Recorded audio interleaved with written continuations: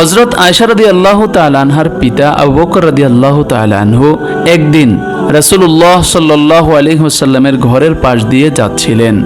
এমন সময় তিনি হঠাৎ করে আয়েশা রাদিয়াল্লাহু তাআলা আনহার উঁচু গলার আওয়াজ শুনতে পেলেন। তাই তিনি থমকে দাঁড়ালেন এবং ঘরের ভিতর প্রবেশ করলেন।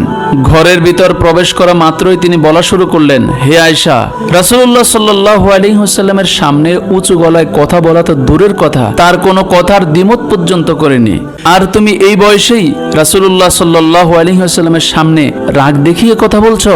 এই কথা বলেই তিনি রাগান্বিত হয়ে আয়েশা রাদিয়াল্লাহু তাআলা আনহার গায়ে হাত তোলার চেষ্টা করলেন, কিন্তু তখনই রাসূলুল্লাহ সাল্লাল্লাহু আলাইহি ওয়াসাল্লাম আয়েশা রাদিয়াল্লাহু তাআলা আনহাকে পিছনে আড়াল করে নিলেন। রাসূলুল্লাহ সাল্লাল্লাহু আলাইহি ওয়াসাল্লাম শাসন করতে বাধা দেওয়ায় আয়েশা রাদিয়াল্লাহু তাআলা আনহুকে শুধুমাত্র ধমক দিয়ে আবু বকর রাদিয়াল্লাহু তাআলা আনহু বাইরে চলে গেলেন। তিনি বাইরে যেতেই রাসূলুল্লাহ সাল্লাল্লাহু আলাইহি ওয়াসাল্লাম আয়েশা রাদিয়াল্লাহু তাআলা আনহাকে সামনে আনলেন এবং তার চোখের দিকে তাকিয়ে বললেন, দেখলে কিভাবে তোমাকে তোমার বাবার হাত থেকে রক্ষা করলাম।